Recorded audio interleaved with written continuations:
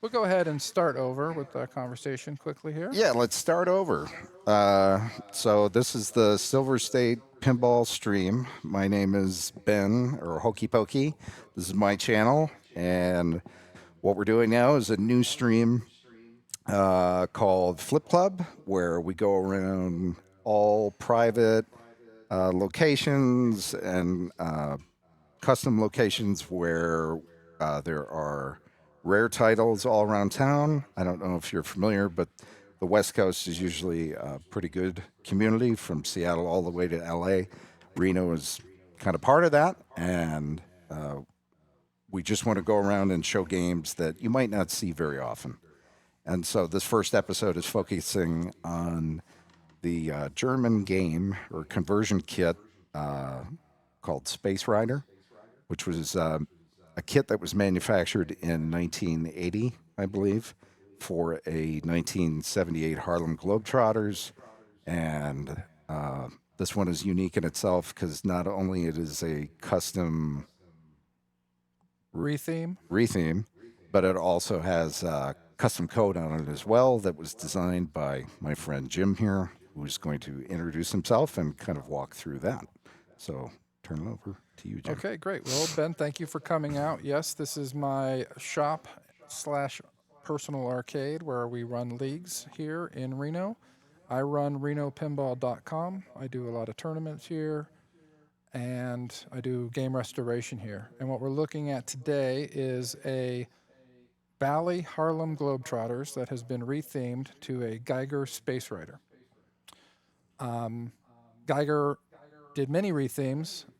They would bring over trucks of games into Germany, and then they would change the art and change the playfield, but basically leave the mechanicals the same. So they would be basically like a Bally Star Trek is one. This is another good example, the Harlem Globetrotters. And they would just put in their art, and they would not touch the board set. So it was basically a Harlem Globetrotters rule set with a different art package. Yes. And they did that for maybe for 10 titles and made roughly 200 units or kits for each game. Yeah. So these are hard to find. They were made in Europe in the 80s. And how did you come across this one?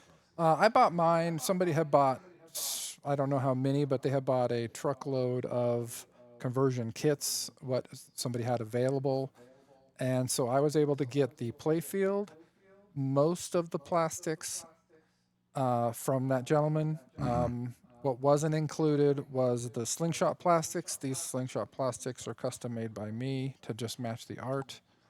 And then he sent one of these back glasses to a back glass maker, and then I was able to order the back glass from that company. So a lot of work. A lot of work, a lot of compiling parts and pieces together. The background on the game for me is I had always loved the gameplay of a Harlem Globetrotters, but wasn't necessarily on fire about the theme. So when I had heard about these kits, I kind of kept my eye out, and I actually bought the kit before I even owned a Harlem Globetrotters. Okay. So once I had these pieces, then the search was on to find a Harlem Globetrotters. They made quite a few of those, didn't they? It wasn't a hard game to find, but I wanted an example that was in pretty poor shape because I didn't necessarily want to destroy a good game. Because, it's good to keep good ones around. So this is was a completely roached out playfield, and so I rebuilt the mechs and did the work to get it to this. And then for about 3 years, I played it like that. It was a Harlem code and a Space Rider playfield. Which is not ideal. It's not ideal. Sweet Georgia Brown starting at the beginning of the game didn't make a lot of sense. Not for this hardware. Obviously, that is changeable via dip switches in the game. So you can change that to be a more generic sound package even in the Bally system. But so you weren't satisfied. You thought, hey, let's make some custom code for this. And actually, I thought that was a pie in the sky idea.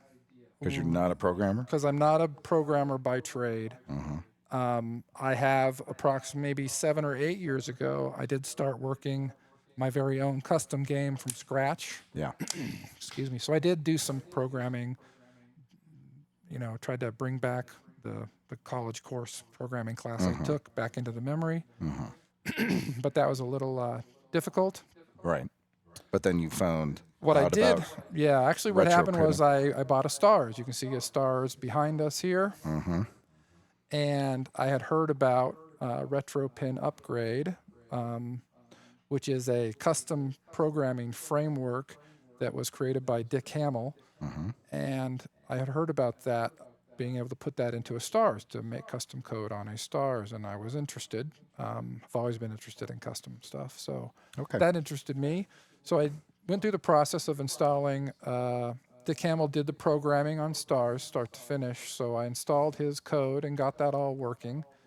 And in the process of that, I realized, Long wait, process. long process of that, I realized, hey, this is really what Dick did was amazing. I'm just standing on the shoulders of other people. Yeah, on I've this. been following his work for a few years, and it's pretty amazing what he's done and how open he's been Yeah. to allow So others to make their own conversions, and how willing he is to help out. basically, if you think about coming from the custom market where they have things, they're called frameworks. So like MPF, Mission Pinball Framework, or Skeleton Framework to do custom games.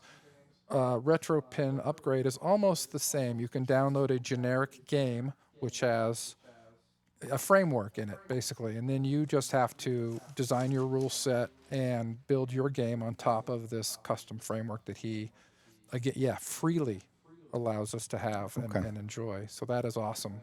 Okay. Could not do this without him at this stage. No. So we're going to get into all that eventually. I think good time to cut. Well, let's basically go over the rules. Just a quick overview of the rules. Okay. So basically, how I've designed these rules is they are goal-based. So there are 5 specific goals that are based around the playfield. So, for example, the left spinner goal, the center blast-off spinner goal, the pop bumper goal, and these are counts. So 25 pop bumper hits completes that goal. 200 left spinner hits completes that goal. Right. And you're looking to complete all the goal to spell the word space in the middle portion of the playfield. And if you spell space, you will start a wizard mode. So that's the basic rundown. As we play, we can go deeper into each individual goal as the players play the games. But that's the overview. Is it's goal-based. I tried to make it spinner heavy because it's such a great spinner game that I Right. wanted to really focus on your spinners for the rule set. Well, earlier today we recorded a deep dive where you went through all the rules on the game, which we're going to cut to now. So give us a moment for that.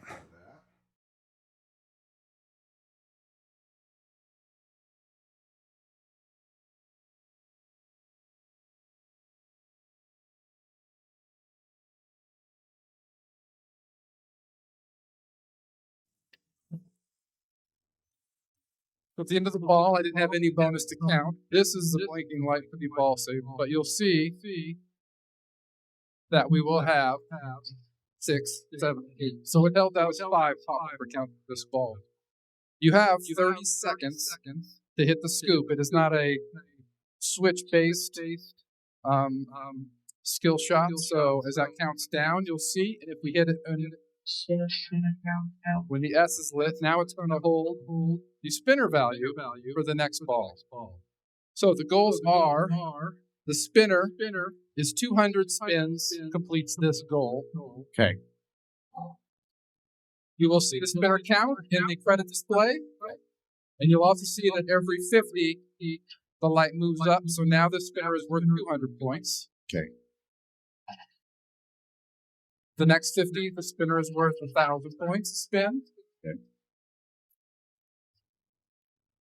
Now the spinner is worth 2,000 points to spin, and as That's where the real points are.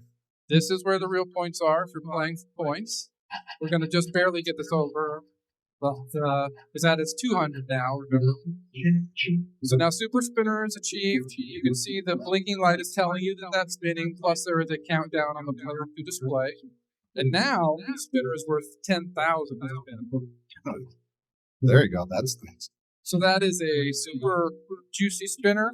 Basically, my goal with this game was a very spinner-friendly game, so I tried to make very spinner-friendly rules. I love running a spinner, and this game rewards you for doing that. We're going to go and let that goal complete. Will it just time out of that? It will time out of that. It was counting the seconds. You have 25, I think it's 30 seconds of super spinner value, and then it's back to gameplay. What you will notice is now this S is lit on the bottom of the playfield. Okay. Your goal basically is to light all of this letters here for space, and if you do that, you'll start a wizard mode. Okay. So again, we'll go ahead and complete a couple more goals here. So the pop-upper goal is pretty self-explanatory. It's 25 hits. So you see the counter in the practice. And it is whichever. So there's super pops achieved. Okay. Tell by the lights. You tell by the lights. Now he spent the pop-upper worth 5,000 a hit.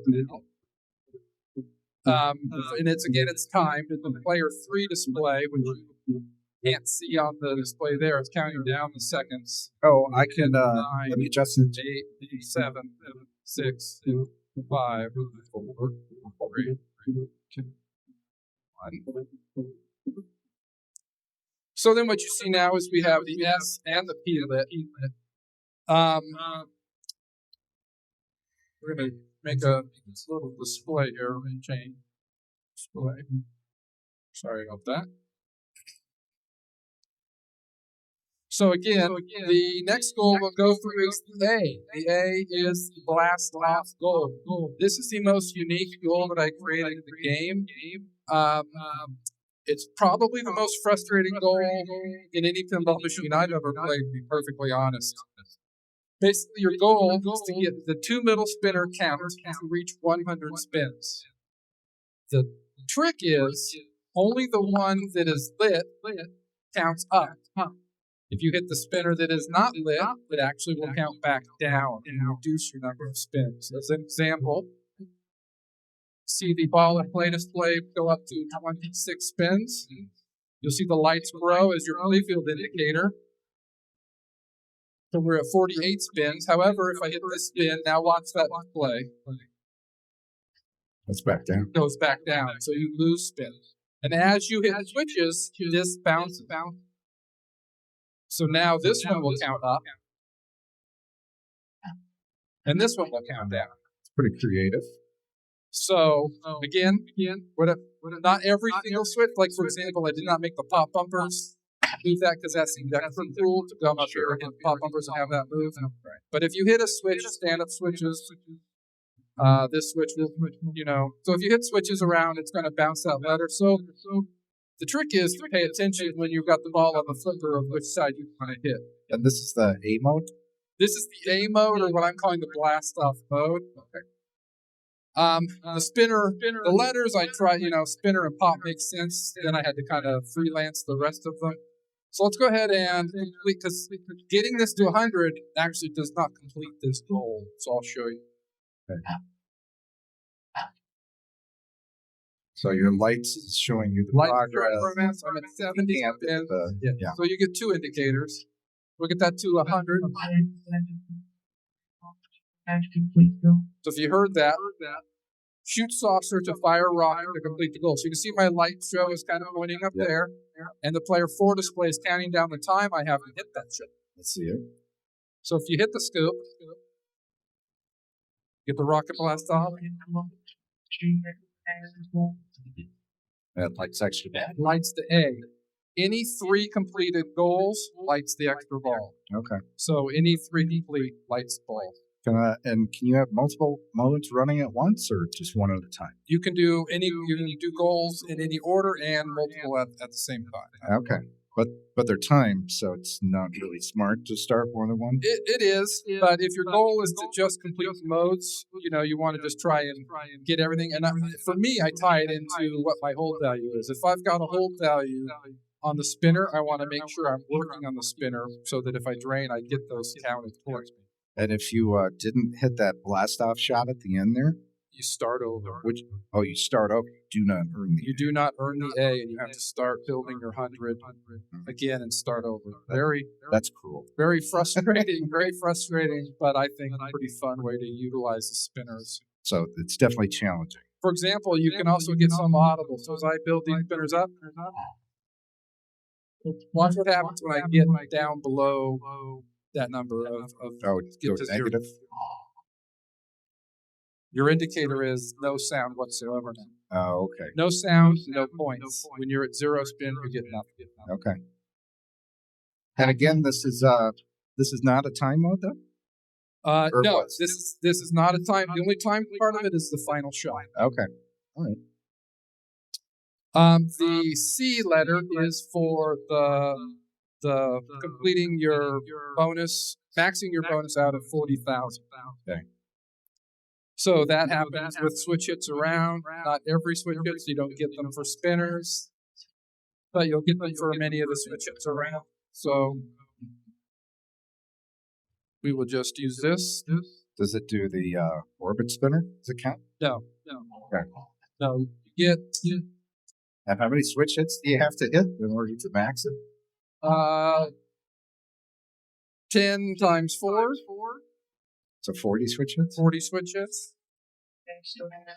Not off spinners. Not off of spinners. Most everything else. And this mode is not timed. This mode is just as you're playing the game. This mode is never really work on. This mode comes as you play, right? Long balls. I don't really work on this mode, and I don't work on pop bumpers because I figure those are going to come with an extended ball. You're going to just get to eventually. You're going to get the pop bumpers, and you're going to eventually get your bonus maxed out. What on the plunge? What if you put it in the saucer when the C is lit? Then you will hold you'll hold this value for all the ball. So right now, if we had that lit and we drained, we'd have 37 on the next ball. Okay. So it will hold that value for all the ball. Okay. Let's just complete this. We just have one more here to do. Max bonus achieved. So max bonus achieved. So these are just going to blink now. For the rest of the ball, just so that you know that you've got that accomplished. And you'll see the C is lit. So we're only one away from the wizard mode. And it's actually the hardest mode to complete. It's the hardest goal to achieve. And that is the playfield multiplier. You have to get the playfield multiplier is 2x, 3x, over here, which is kind of hard to see because it's unlit, it says 5x. How you get the 2x is the right scoop behind the drop targets. Okay. So if I go into here, playfield multiplier 2x. Okay. Now, every switch hit, everything on the playfield is 2x until you drain the ball. It's not timed in any way. The way that this hurts you is it resets the targets. So to get back to that switch, you have to hit these targets. Now, the one thing that I have done to this game, the only physical modification between this game and a stock Bally Harlem Globetrotters, is that the one-way gate has been removed. All right. What does that mean? That means that you can, without having those targets dropped, you can actually fall in on the backside and get the playfield multiplier that way. So you can hit a spinner rip shot. You can hit a spinner rip shot and hopefully bounce around and bounce in there. It's also what I would consider the super skill shot because you can also plunge to it. Okay. It's while you're playing, it's very important to kind of actually use your gauge and figure out if you can find that super skill shot. Because if you can get this value started early, especially if you can land it in E on the skill shot, so your hold value is this, then you're in pretty good shape. Okay. For example, right now I'm going to go ahead and drain this ball, although I do have an extra ball. But let's get to this ball ending. Take a minute to count bonus.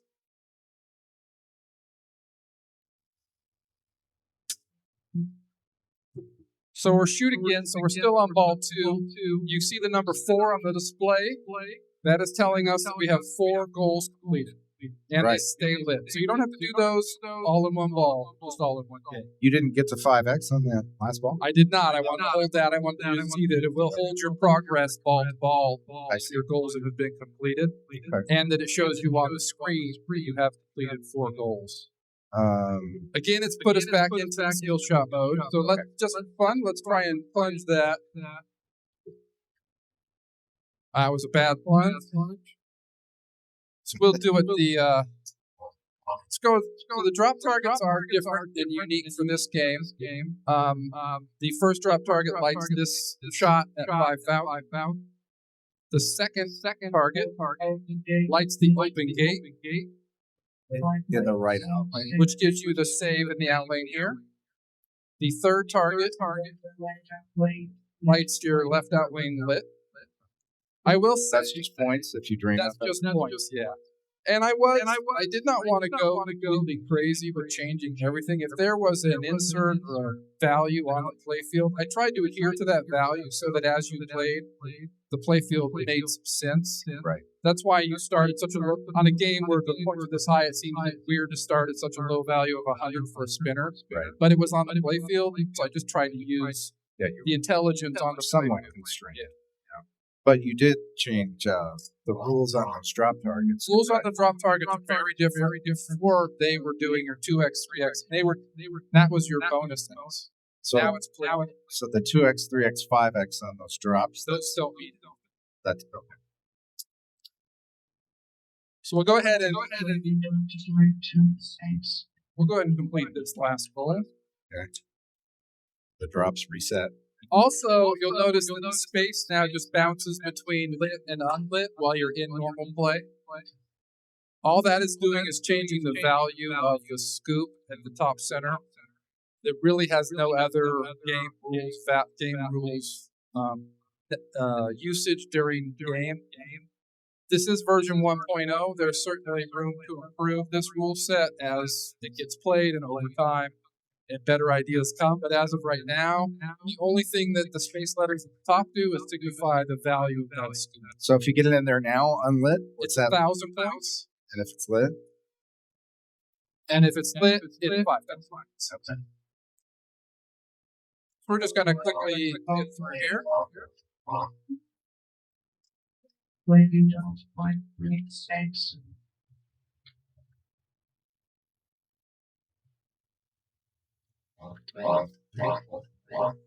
It kind of reminds me of Countdown. So now before I complete this final goal, what's going to happen is as soon as I do complete this final goal, it will kill power to the playfield and it will start the wizard mode. Okay. During the wizard mode, your goal is to save the station, save the space station, and what it's going to do is it's going to light a bunch of stuff and light kind of frenetically around the playfield, and your goal during wizard mode is to unlight, basically turn everything off. That's different. If you turn everything off, then you'll save the station. Okay. Wizard mode activating. I don't have any flippers. So shut down station to avoid destruction. So now during the wizard mode, your goal is to turn all the switch lights off. You'll hear the background sound has changed to a word. It's got that call out. I like that. And as you hit these switches, you'll see them turn off. I mean, the value's fairly low. This is not a specifically hard wizard mode, but it's a cool, fun wizard mode. So I think it's 5 spins is all it takes to turn all those lights off.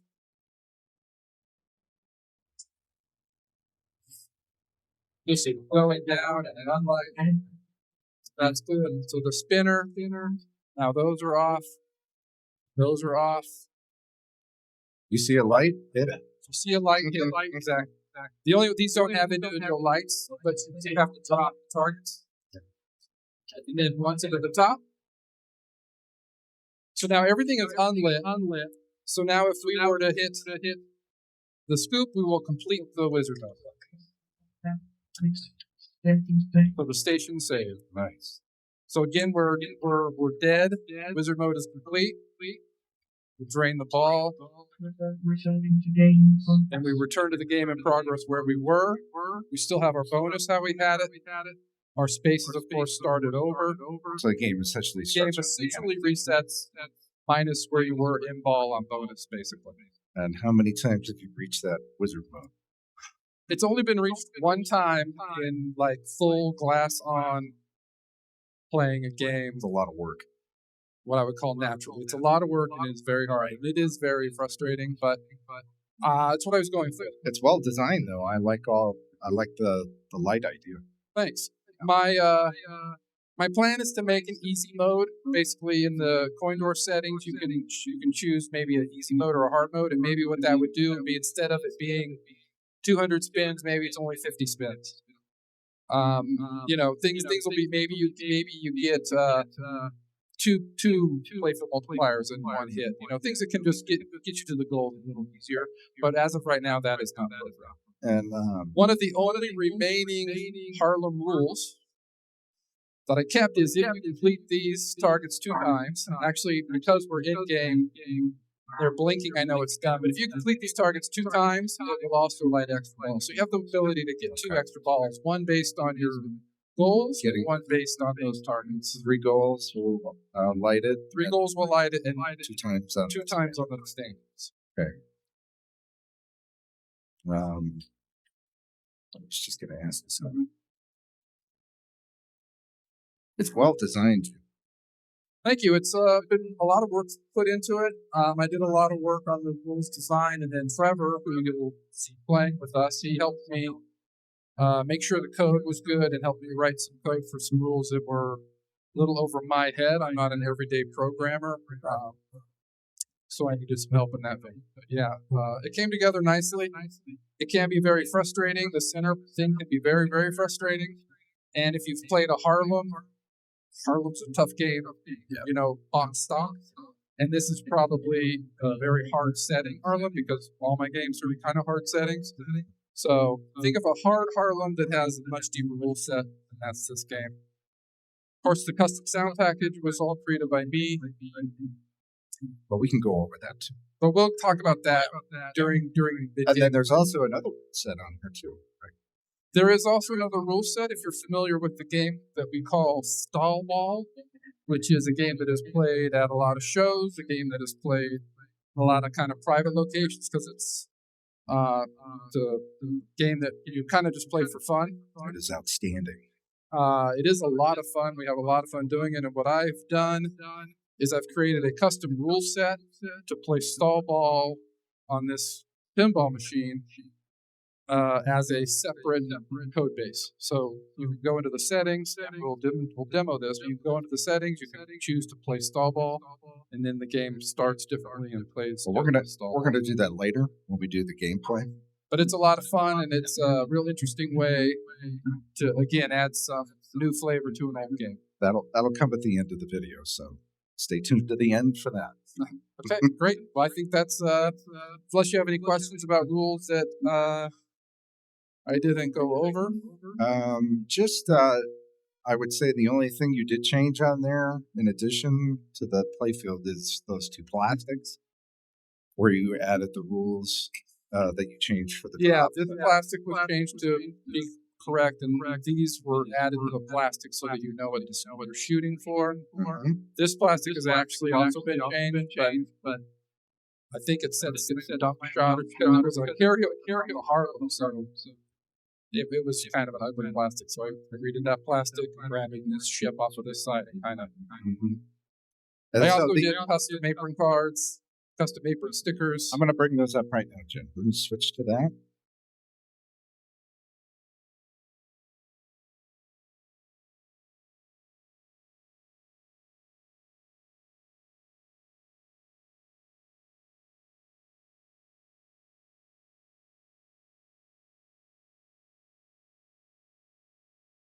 Okay. All right. Well, thanks. Well, thanks for walking us through the rules there, Jim. And now we're going to cut it back to some gameplay. Yep. All right. Thanks, buddy. And we're back. Now, that might be confusing if you're watching live. if you're watching this on YouTube, you've just seen Jim's entire breakdown of the game. So would make more sense watching it on YouTube. That'll be posted later. But for now, we're going to get into some gameplay. And we'll go over some of these rules as we play. Yeah, so we'll talk about it as they're playing. Thank you, Nightbug. I appreciate that. Yeah, it was a lot of work, but I really like how it came out. So yes. So if you're watching, you have any questions, we have the chat up here. So we appreciate that. We'll answer them as they come in. And what do you think?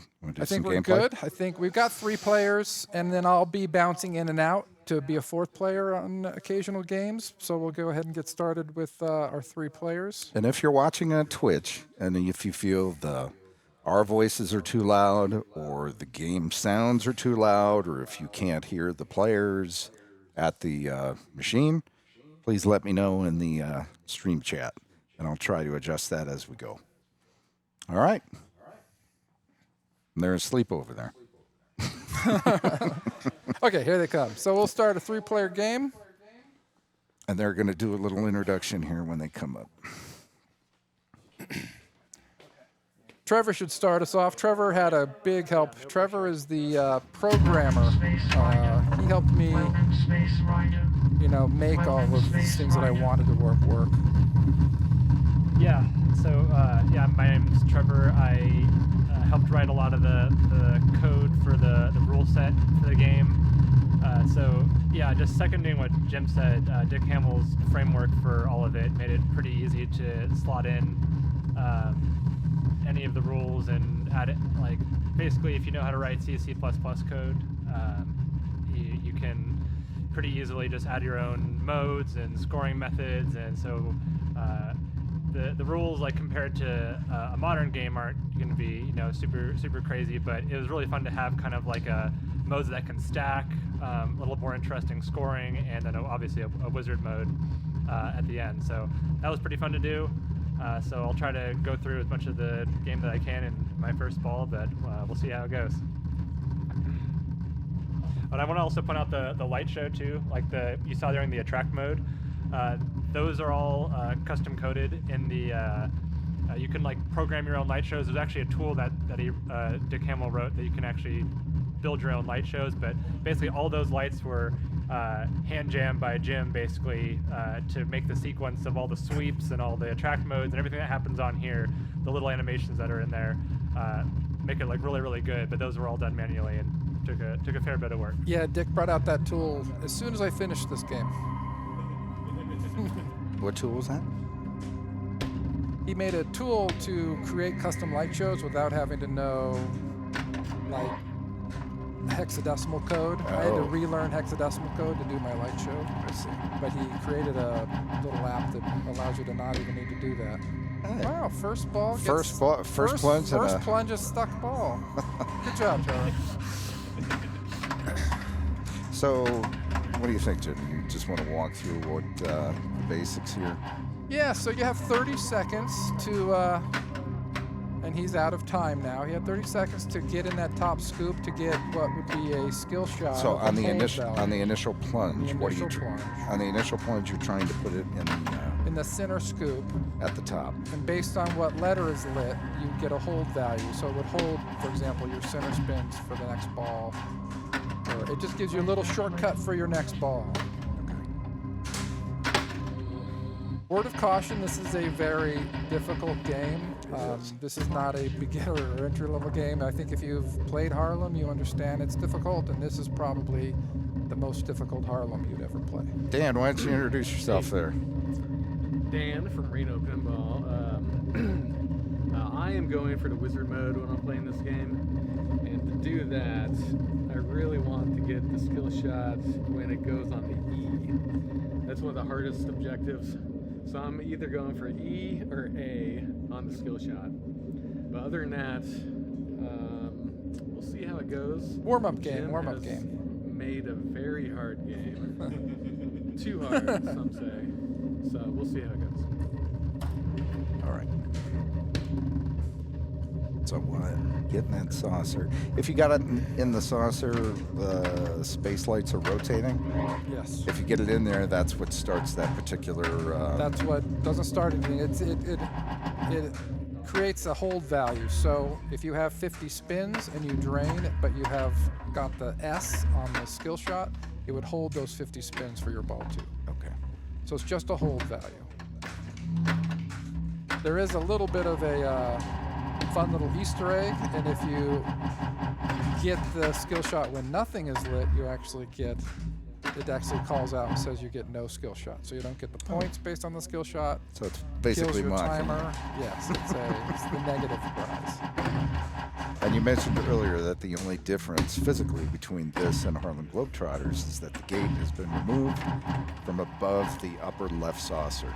That is correct, and that was to make it possible to get into that saucer on the upper left from both ways. You can go in the traditional way by dropping down the targets, or you can sneak it in through the top. The reason that saucer is so important, I'll talk about in a second. Brandon, welcome. Yeah, I'm Brandon, pretty active here in the Reno Pinball scene.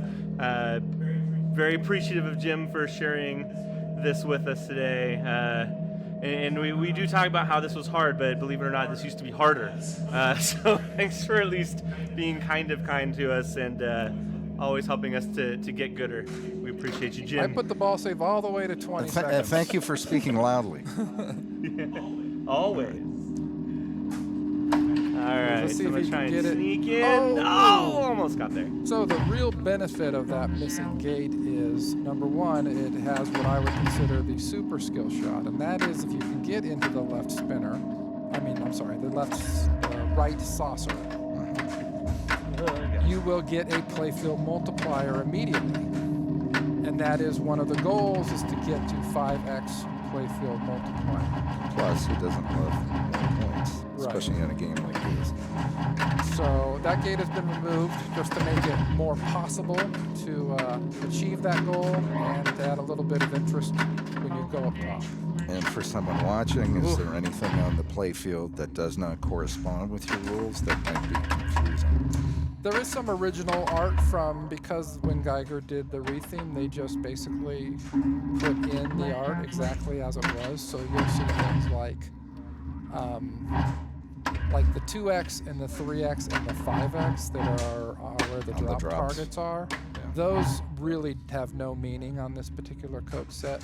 I did try and use the insert values and whatnot the best that I could. Right. So while it may seem like 100 is a low score for the initial spin, it's on the plastic insert, and I really didn't want it to. So anywhere I could, I just tried to use the points that they have called out. But you'll see as he builds that spinner value, the lights are increasing.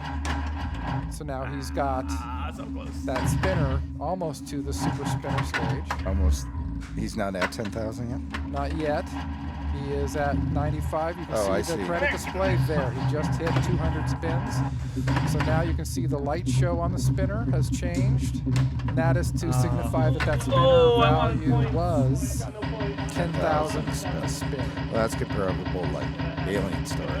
Yes. That's like one And of you'll those. see here quickly the S is lit. It's out for the other player, but his S will retain. You will retain your completed goals ball to ball, so you don't have to do all the goals in one ball. And this, as it rotates, the the upper, light show is showing you the different modes lit on the play that field. you'll do the hold value for. And I apologize for people watching too. I had a telestrator set up. It would have been easier to point this out, but we just couldn't get it working today. Kind of let that ball save go. I could point at the screen with my finger, but it really wouldn't help. Strategically, it's a pretty good way to play this, is to let the ball drain on the super extensive ball save I've given these guys, because you really want to try, if you can, get the ball up into that right saucer for that playfield 2x or 3x or what the x value of the playfield. It's worth quite a bit of points, and of course moves you toward the goal completion. And that ball save light is located Just above the triangle of bonus lights on the left. on the left. Like I have He has hit the sauce. He has hit the. I have the spinner, the hold spinner too, so I'm just gonna try to jam that the rest of this ball. So if you didn't hear that strategy for him, he's got the holding his spinner count, so he wants to try and increase that spinner value, and then if he drains, he can hold that value for his ball. And how did he achieve it? By hitting the skill shotting the top saucer when the S was lit.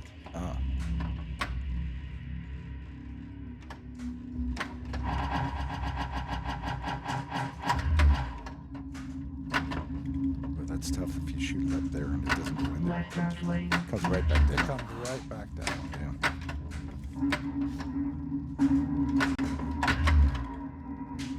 Yes, all the frustrating shots of the Harlem still exist. And there are some things that are awarded too as you knock down the drop targets on the left. The stand-up targets on the right can award you an extra ball if you complete. Or they want to. I'm sorry. They'll light the extra ball shot if you complete them twice. And yes, each of the 4 drop targets will award you increasing value of points by themselves, and also light the shots on the right middle target. So like the 5,000, the open, the gate. They won't do the extra ball, but they'll do those 2 lights that correspond to that light target. You can achieve an extra ball you can light the extra ball shot by completing 3 goals, or as I said, by completing the left stand-up targets 2 times. So I don't think we've walked through the goals live. No, not completely. So just briefly, maybe Yeah. explain the space letters. So each letter corresponds to a goal. So S, the first letter, is the left spinner. So to complete that goal, you need 200 spins on the left spinner. Each time you get to 50, you'll increase the value of the spinner based on the 4 this lights. is skill shot. Right. Nothing more embarrassing. And the spinner is actually counted in the credit display on the display. In the red. In the red. The P is the pop bumper goals. So that is 25 pop bumper Alright, hits. And that will be displayed also on the red display. But I want to sneak That in. is displayed in the ball and play display. That was Yes. way too soon. And Oh, each time you complete any of these goals, you'll get a Bonus. little bit of a Bonus, frenzy. bonus. So, for example, if you complete the spinner goal, you get 10,000 a spin for 30 seconds. no. The pop bumpers, I think, are 5,000 a pop for 30 Oh seconds. my gosh. If you complete the goals. The A goal is very unique, very interesting. So let's leave that one for last because the other 2 are a little more straightforward. Alright. So the C goal is the max go bonus for, count. So you can see that Brandon has that. That's why the bonus letters are blinking, because he's completed that. And you can see the lower C is lit on the middle of the playfield. So he has completed that goal. So he has 2 goals completed currently. The E goal is the playfield multiplier. Nope, wrong. I am using the 2, 3, and 5X lights on the playfield, but I'm using them as a playfield multiplier. Each time that you enter the right upper saucer, you will get, it will add a playfield multiplier. So you go in that saucer, and all of a sudden everything on your playfield is 2X. It is not timed, so it was 2X for the entire length of your ball. And if you go in that there, so there you go. So he's got 2X now. It is still doing the skill shot animation light, so you don't see that light lit yet, but once the skill shot animation is over, you'll see that light. Good job pointing that out. And so you go in that once for 2X, then again for 3, and then again for 5.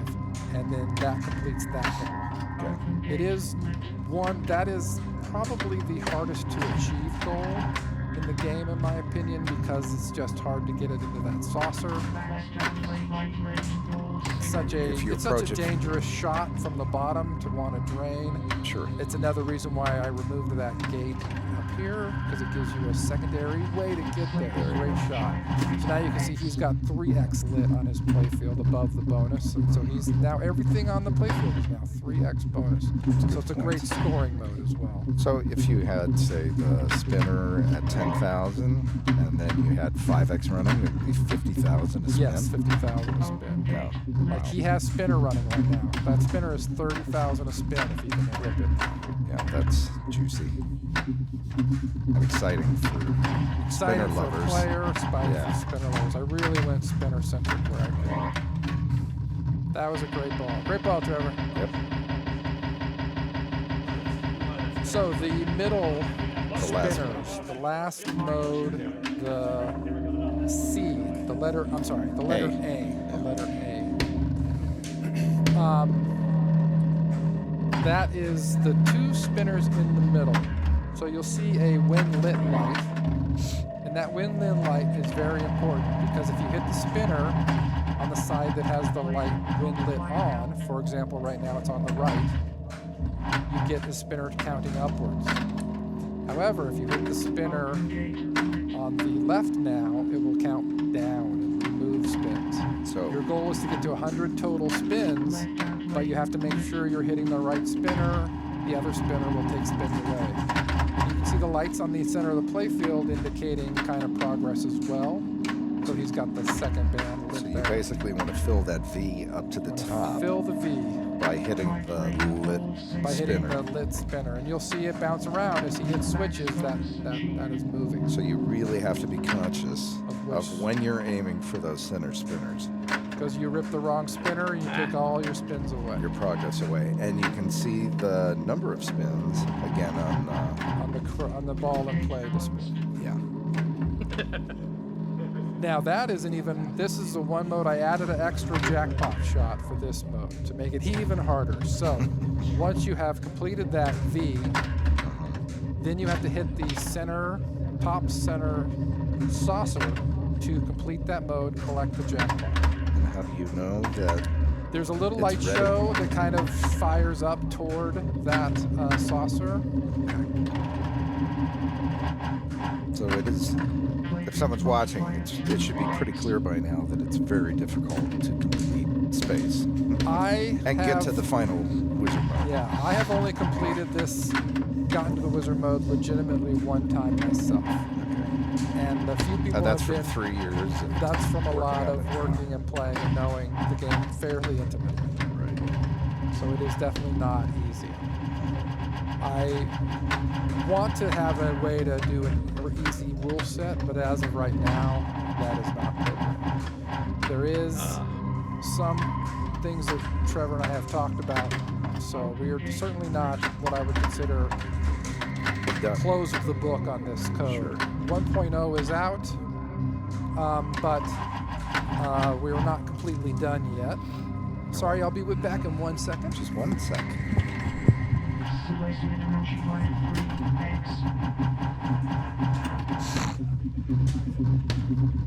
And as we go here, we'll show off some more detailed images of the game, and we'll discuss more how Jim actually went through the process of actually building this game and where Oh, come on. he sourced the parts from and everything that went into designing the code. And we'll talk a little more about Retro Pinball Upgrade, and if you're interested in this type of thing or you think it's something that you might want to do for one of your games, well, we'll dive into that a little bit as well.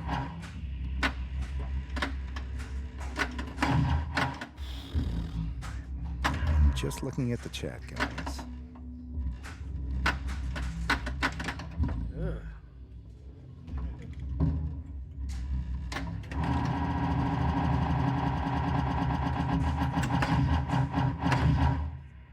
How's the sound, guys? If you're watching, is the game too loud? Were you able to hear the guys playing? I'm sure you can hear us in the booth all right. A little a little concerned if I need to turn the game volume down because I have the player mic all the way up. All right. Hey, thanks for the follow. Let's see. All right, About that, had some thank food you. delivery. Thank you, Nightbug, for letting me know. Back down. Try again. But there's other things too to point out. We didn't really talk about the 4-player digit. Okay, got the. Nice, when got it games. shows the timer.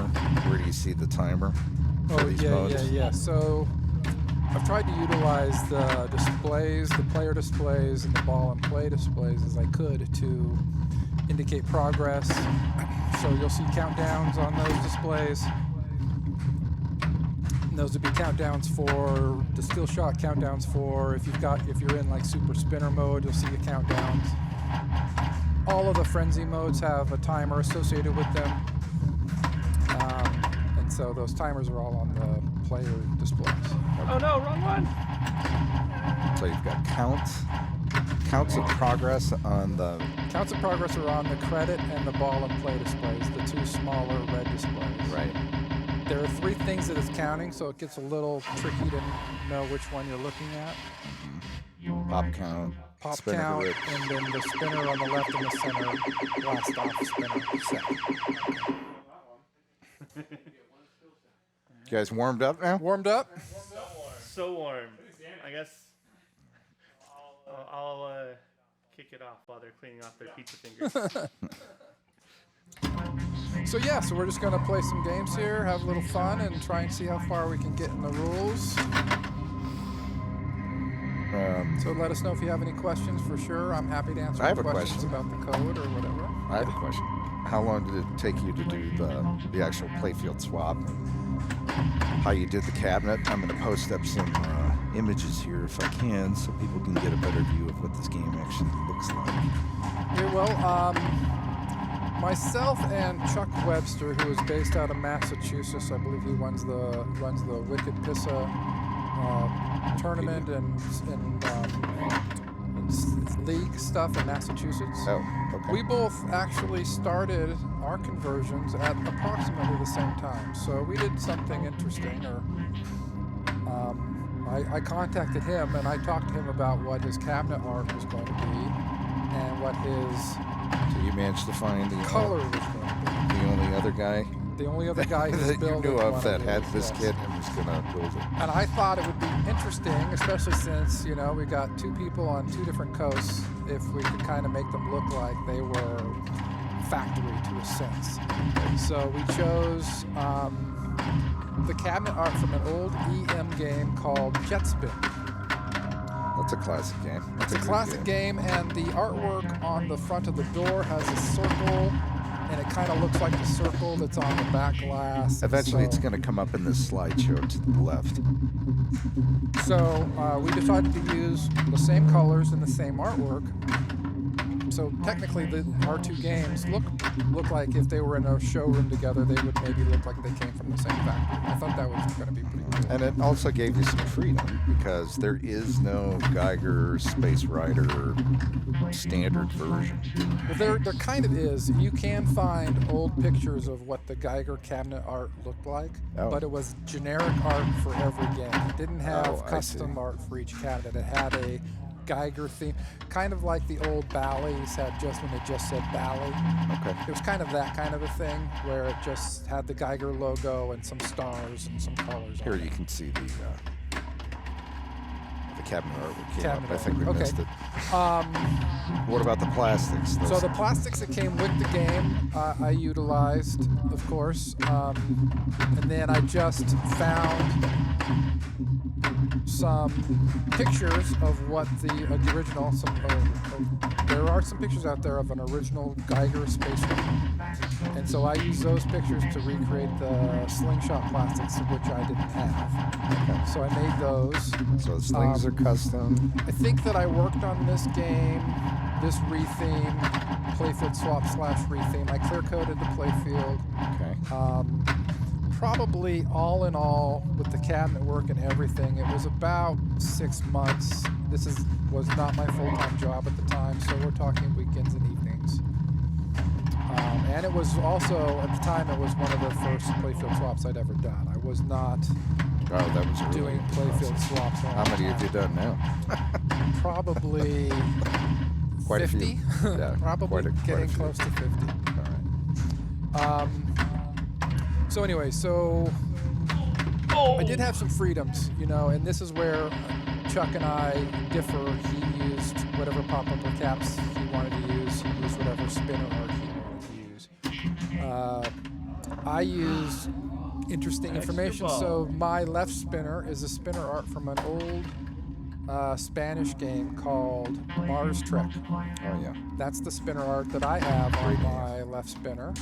And then the center spinners. Why'd you pick that? Because it's got a rocket I just on thought the rocket ship it? Okay. was interesting. I took a picture of it. It should come up eventually. The center spinners, I used a game, kind of a hard to find game called Spectrum, which is a game where you're just trying to like match colors. Yes, it's But I was just like thought, memory. yeah, it's Yeah. kind of like Very unique. find Killer the- artwork. Yeah, and I really liked. Dally. I thought those spinners just. I thought the art was just. It was simple, but I thought it was effective. So I chose those. And then I just chose some plain red pop-up or caps, something simple. Sanded off the artwork. Yeah, the ones I could find, I think, were from Flash Gordon, so I had to sand off the Flash Gordon artwork. Also, the drop targets in this game are from a Flash Gordon. Well, there's a good look at the cabinet right there. You can see that. Yeah, it looks pretty good. And what about the back glass? The back glass is, quite frankly, my least favorite part of the game. If it wasn't so dark, I wish it wasn't so dark. I do like the art itself, but it's just the faces are too dark. But it is what it is. It's what was available. Okay. In my research of that, the artist who did the German artist that did most of the artwork for all of Geiger's games and all their conversion kits, he was more of a fantasy artist. And I can't think of his name. It's in my fun facts. I'll pop him up here shortly. But he did all the work for Geiger. Okay.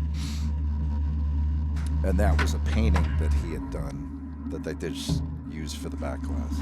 Okay. Yeah. So you know more than me. Well, hey, you go on the Internet Pinball Database and Start looking around. yeah, there's tons of little tidbits on there. So I probably played this game in that fashion for 3 or 4 years, and again until I found out this code. And I always thought the game was missing something, missing the uniqueness of having a code base that more fit the space thing. And honestly, I wouldn't even say code. If I could have just changed the sound package, that might have been all that I really wanted to I do. was just going to ask you. I even investigated installing different sound, like from the old Star Trek sounds and those kinds of things, but nothing really did it. So you created this entire sound package. Yes, I created this entire sound package. And how from does one scratch. go about doing that? Well, there's some great tools out there. How your feelings are about AI, but there are websites where you can do what's called text to speech. So you type in what you want it to say, and you can pick the voice that you want to say it. So And that's then how you you can created save those down as like WAV files. So all the call outs are that. I cannot believe it got there twice. He's good at that. He's good at that. He can't hit the multiplier, but he can do that. All right. So And you then I that used program. Audacity, which is free to use software off the internet, and I just found I did a search for So through ambient Audacity? space. Okay. Yeah, just So the beeps and or like that spinner sound. that's better sounds, just all sounds that I found doing searches for different sounds on the internet as a starting point, and then using Audacity to change the reverb or the distortion Pitch. levels and the pitch to make them sound how I wanted them to sound. I imagine that was very difficult. Very time consuming. Not, I wouldn't say hard, just time consuming. Just a Well, long just time to thinking, make just each thinking it individual. out. You know, getting a cohesive package. Yeah, and a sound that sounds good. Sometimes in your head you think, oh, that's going to be great, and then you put it in as a spinner, and you're like, that sounds terrible. Especially like this sound before you plunge. That sounds like a whirring I really wanted the Space sound. background sound was very important to me. I really wanted it to just sound like ambient space, like 2001: A Space Odyssey kind of a sound.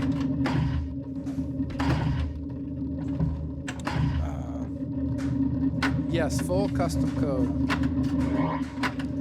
Hi Dan, how are you? Lord God, appreciate you popping in here. Nice to have some people we know. So, what else, Jim?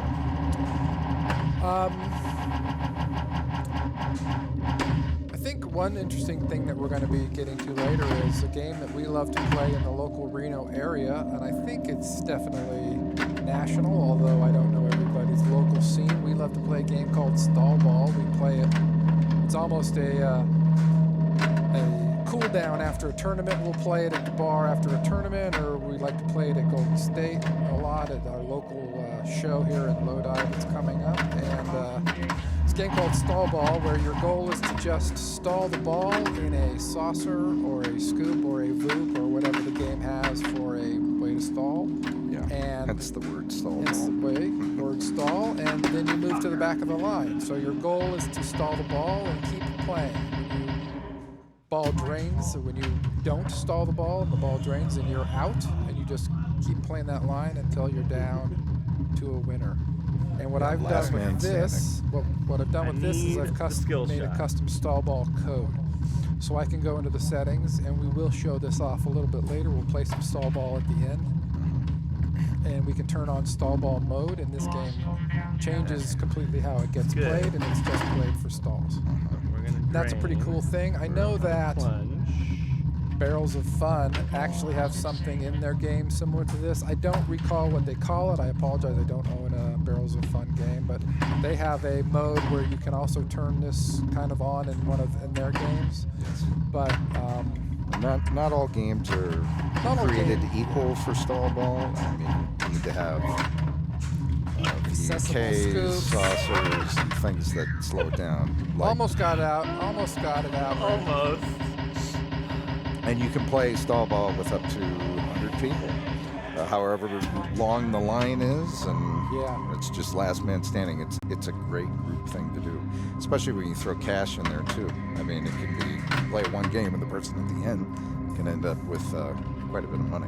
Yeah, we played one year, I think it was Pittsburgh, maybe 2017, 2018. And the line was so long that you didn't know where the end of it was. It was a lot. It's and it very was a exciting lot of for fun. someone who's introduced to it for the first time. They're like, what is this? And it's leveling because it's not about, I don't know how to do the rules in this order or start this Exactly. mode. Do It's one just, thing. Just do Stall one the thing. ball. Stall the ball. Yeah. No, It's a great way. yes, it is. So there's that. There's one other thing I wanted to ask you about the art package was the apron Yes. and how you came up with that.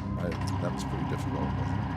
Yeah, I did the custom apron stickers myself, just kind of from my own mind, I guess. You know, I found the Geiger logo, so I was able to riff off the Geiger logo. Their factory apron stickers, in my opinion, were too close to Bally. They were really a Bally ripoff, and I wanted to try and not do that. So I used their G with the man playing the violin as the main point, which is interesting. I believe in Germany they were a manufacturer of musical instruments. It was one of their As well as pinball playfields. Pinball playfield retheming. Interesting. But yeah, I created all that artwork. I created a custom artwork for the door. For the coin. That is more of a tip of my hat to Bally. That might feel like a ripoff of a Bally, but that was my way to kind of tip the hat to Bally, just to do the coin door. You just heard the tilt That's sound. the tilt sound. Only a warning. Only a warning.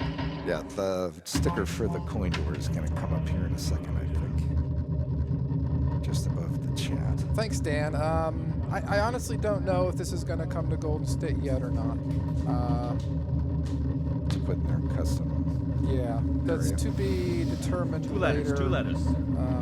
There's some extenuating circumstances there that I prefer not to talk about here. But yeah, So I don't know if that's going to make it or Right, we not. didn't. But Golden State Pinball is a big show. Golden State Pinball is California, in Lodi, California. It is in the middle of May. It's from Reno. It's what we would consider our local show because it is the closest show to us. It's outstanding. Very It's a good great vibe show. if It's a you've never great show. been. Oh, come on. So let's see. What else do we want to talk about? Well, let me look at my interview questions. So can you talk about the hardware itself? What is Retro Pinball Upgrade? How does it work? Okay. Just the basics. Like so as far as I understand it, it's a PCB custom board that can either be created yourself if you're good with soldering, or you can be purchased by certain vendors. That plugs into the MPU. Goes into the J5, the maintenance port on your factory MPU board. Or if you have a NVRAM Weebly MPU, he specifically has a port Arduino plug. You don't even need the right on the board. You can plug and play. You don't even need to buy the daughter board. You can Yeah. plug the Arduino straight into it. The Well, daughter board allows you to plug an Arduino into the programming maintenance board, which is a J5 on a factory board or a Alltech board. Yeah. But Weebly has done a great thing Yeah. I'm by adding an Arduino plug right onto their main board. So huge believer in home versus home. I And think that's that from Weebly doing makes the building best a lot of boards. games. Yes. Gosh, motherfucker. So yeah, once you have that, you use an Arduino IDE to basically compile the software, write it to the Arduino, and you're off and running. But this is only for early solid state games from Bally, Stern, Williams, and Atari. Right now, you can go all the way up to alphanumeric games like the Williams System 11. Really? Yes. Wow. They have boards that can be retrofitted for that, so you can have a daughter board that can plug into a Williams System 11 So boards. that's quite a few different systems. And he is currently, last time that I talked to Dick, he is actually working on a WPC integration. I was hoping you would say that. Gottlieb's the animal we all wish we had more control over. Yeah, that probably won't happen. So that board just gives you total control over all the lamps, the switches, the solenoids, the sound, the displays, and allows you to reprogram a game however you see fit if you're just willing to do the effort. Yeah, it interrupts the CPU on the main board, and it runs basically the Arduino as its CPU. And the genesis of it is Dick Hamill, correct? Yes, I don't know why he did it in the first place, but yeah. But, didn't he start doing it during COVID? Just as a thing to do? I honestly don't know. Okay. I don't know that either. That was my understanding. And where would you go? Well, actually, I'll just tell you. If you go to www.pinballrefresh.com, that is essentially the repository for all things Retro Pinball Upgrade. That's where the code is. That's Dick's blog. That's where you'll find any information if you're somewhat interested in doing this. That's the good place to start. There are a lot of games that have already been done, and part of our agreement, agreement is a strong word, part of the understanding is that we all share this. Right. So, yes, I'm building off of what Dick Hamill created, but you can go and download for free this code base off of the GitHub site for Retro Pin Upgrade, as well as lots of other games. There's a long list of games. And I know Dick's done a ton, and there's people like you who've done Flash Gordon. There's a whole host of them. I have here in my arcade right here behind me, you can see the Meteor is running custom code, the Stars is running custom code, and I have a custom code running on Nitro Ground Shaker as well. Yes. That is not publicly available because it's, I would call it alpha stage. It's You're not still even in working beta on it. stage yet. So, Yeah. And so, did you do the stars and the meteor first before you did this, or were you doing them all at once? Or I did the stars, is how I found out about it. Its I think existence. that's the one that got everyone's attention. That's the one that got everyone's attention. That turned stars into a very highly desirable game, Yes. like within a year, which was already a good game, but Dick's Code took it to a whole other level. And then when I decided I wanted to learn and program my own code, I started to buy up games that had code available so that I could learn. Okay. So the Meteor came about so that I could learn how to just see better examples and learn how to code. I've also owned a Blackjack that had custom code. Oh, right. Oh, yeah. That Dick has did that one, since too. been sold. An 8-ball with custom code. I own an 8-ball that isn't stood up right now, but yeah, I own an 8-ball that has custom code. And basically, I bought all those just so that I could learn, because I'm a visual learner. So if I could see what things are doing, it helps me to learn how to do. And like Trevor said, he was instrumental because I was getting there, but it was luckily it certainly wasn't very clean code, and there were hurdles that were going to become a stop for me. Always hurdles when you... over my ability. Yes. And I think that's the hardest part about doing this stuff is that people have great intentions at the beginning. And once they realize how difficult it is, that's when projects stall out. Well, yeah, I've got an 8-year-old full custom game stacked up over there in the back that is like, But in the attention. case of this, you have a somewhat large community Yes. of people who can help you through it. I am super thankful that Trevor jumped in to help, but before I met Trevor, I did feel like I could get there because there's a good community, there's good Discord, very open community too, so I could again download code from a different game and try and learn how they created a certain mode to work and use their example to help myself get to where I needed to get. So I thought this was an achievable goal by myself, but having help to polish was certainly great. I know if I ever decide to do it, I know who I'm with. Trevor, I'll give you his number. You got your own project. But yeah, it's great. It's really revitalized these old solid states, in my opinion. I've always been a fan of this era game, but Yes, that's having true to too. be new rules for these old great playfields is I think spectacular. And I'm sure if people are watching, they're obviously looking at the games in the background. You're going to see that there's no modern Stearns in here, and that's kind of a reflection on what type of players we are. We love early games, early solid states, EMs. We're fans of everything. I run the league that comes here to play. You know, I like to have games that represent every era, so that when we are playing in here, you get to play some new, some old, out of picture. I do have a new Spooky, Evil Dead, and Sure. so there are some games in here that are newer, but yeah, I definitely lean towards solid state. That's my wheelhouse, for sure. You know what, I'm going to switch that over to... Let's see if I can get that off.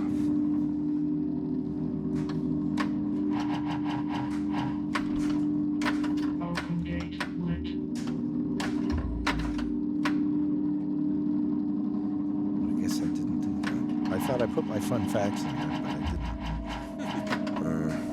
Not so fun. Two. Yeah. Yeah, that's a...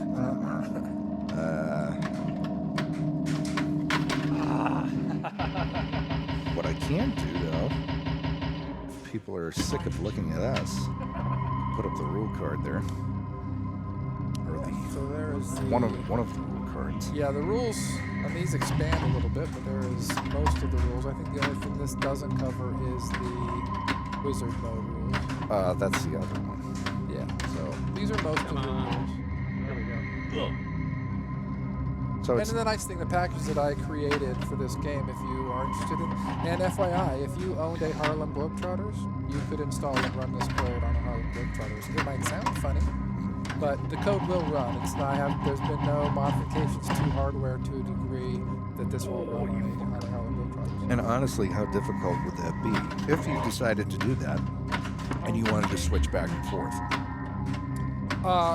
The daughter card that you would buy to plug this into your main port J5. has a shunt on it that you can wire a toggle switch into. You can put a toggle switch into your door. Okay. Turn your game off, hit your toggle switch, you're playing one code. Turn the game off, hit the toggle switch, you're playing the other code, the original code. So it's very user friendly in that regard. Yeah, that'd be interesting Yeah. if you owned a Harlem, because obviously, I'm sure a lot of people are watching this saying that's cool, but where am I going to find that playfield? Right. So this is really a unicorn game. And in my opinion, this would be a great rule set for Harlem. The difference would be the sound package. So, if somebody wanted to put forth the effort to do a more basketball sports related sound package, the code is out there. You just would change the sound. Again, learn about what the Retro Pin Upgrade really is, and then you would be able to create a new sound package. And I create think that's Harlem Globetrotters game. a Harlem Globetrotter owner could pick up the torch on that, and that's something that could be easily achievable. It would Because actually you've be done a great intro. most of the hard work It would be here. a great introduction into the system too, because you would only be dealing with the sounds. You wouldn't have to really deal with rules, and then maybe you want to change things, so you learn one little bit here, one little bit there, and grow and grow. Switch over to that other card in case someone wants to look at that. And there's your wizard mode, explanation of your drop targets, and a little info about the rule design and the coders on this. Are we haven't even been paying attention to how they've been playing? Yes, Are they they- having any luck, or? Nothing outstanding that is happening. Good play, good pinball play all around. It's a hard game. It is. When I played it, I was frustrated because you've got the what do you call it? The zipper flippers at the bottom. Oh, You flip her on, the it's scissors, gone. The scissor flipper. Scissor flipper. There's that. If you intentionally aim for the inline drops, that's likely coming right back at you at rocket speed. Nice shot, Brandon. So he has now achieved the 5x playfield, so that's a huge one. And he's ready to get. He's ready for the jackpot shot for the. If he get the scoop, this will be the jackpot shot for the. Oh, his spinner's what? Only worth 500? Yeah, because it's Yep. Oh, and he got it. nice. Okay, so those are two of the hardest goals in the game, and he's gotten them. But only them. And he's on ball 2. No, yes, looks like he's on ball 2. So what does he want to do here? How does he start the spinner mode? He's got to get 100 spinner reps? He's got to get 200 spins on the left spinner, and 200. then he has to get the pop bumpers and the max bonus. Oh no. This one's just pretty good example. That spinner. Whip that spinner. So you see the spinner count is now 130, 136. Is there a way to indicate that you're at 100? The credit to spin. Well, you indicate two ways. Number one, the light is lit on. There's 4 lights on the spinner, so he's got 1,000 lit. So that they change every 50. So he knows okay, he's so somewhere that between 100 and 150. One more spin and he'll get to 150. And the reason the So bonus now it's bounced up. So now he's over 150. So now he's at 5x. He's a 5x, and he's 12 spins away from getting 50,000 a spin. There it is. Super spinner with 5x, Brandon. Let's do it. So this is where you blow the machine up. Everybody else just walks away. Oh, nice. Look at that! Look at that score. Look at that score. Oh my God! Went from 1 to 4 million. One rip. Oh, There it is. He's done it. Wizard mode will now begin. Wow. Hey, Brandon, don't launch for a second. I'll explain it a little bit. Okay. So the wizard mode is you see the light show's a little bit crazy, and what his goal is to turn lights off during the wizard mode. So the stand-up targets, you got to hit every stand-up target to turn the light off. You've got to hit the left spinner to turn the lights off. Now it doesn't take a lot. I think it's only 5 or 10 spins is all it takes to turn the lights off. You've got to hit the pop bumpers to turn the pop bumpers off, so you get it. You hit the top middle saucer to turn those stop space lights off. The hardest one is you got to hit all 4 drop targets down, and then if he can get into the top right saucer, he'll complete the wizard mode and save the station. And if he doesn't do that, the station will be destroyed. Station destruction imminent. We've got a little bit of hazardous music going on. No pressure. No pressure. Let's see it. Okay, here we go. Station destruction imminent. So that pop light went out. Now the space letters. That and saucer pop went out. lights are out. See, the sound design has changed. So. Oh! And then there's. Hey, at least you got there. You got there. Now, start over. Do it again. Very good. So that's only the second time legitimate play that's ever been achieved. And he has a pretty good shot at the high He's score one of the right best now. players in Nevada. Yes, he is. Yes. I think he's currently number 1, honestly. So what was your question? I'm sorry. What is the high score on this? Is he set it, It's essentially? 4386730. That's what the high he's score hit is. it. Okay. Well, that one spinner rip he did was 2 million. insanity. You got like 3 million from that. Yeah. So if you're playing this, if I play this in league or I play this in a tournament here, it's like the spinner, rip the spinner.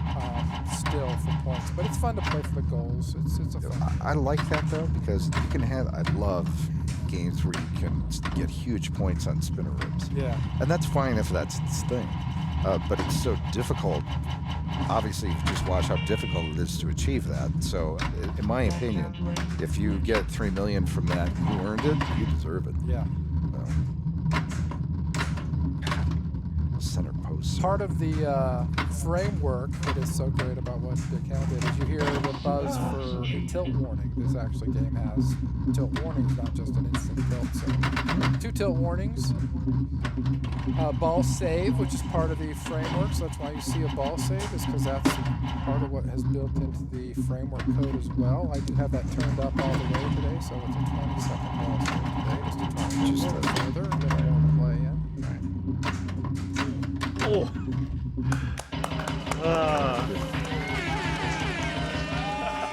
That was a heck of a ball. Heck of a ball. Nice job.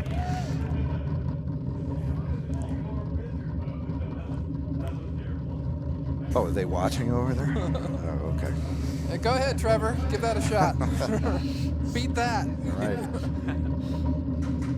Oh, he still has another ball, too. Yeah, he still has the ball. Wow.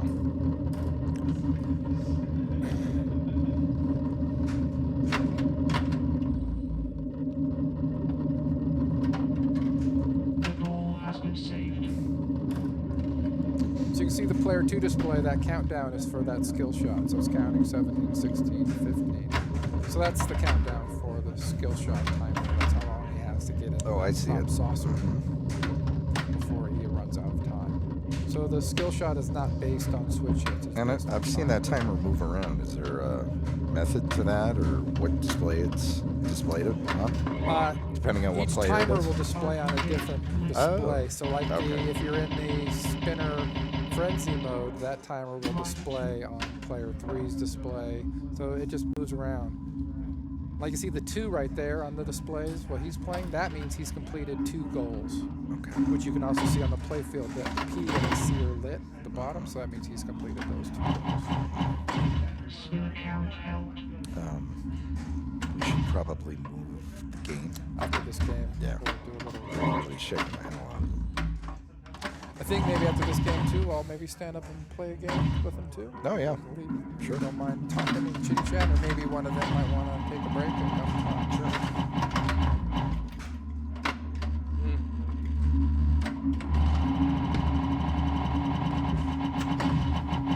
We're about an hour and 15 minutes in so far. And saw the wizard mode.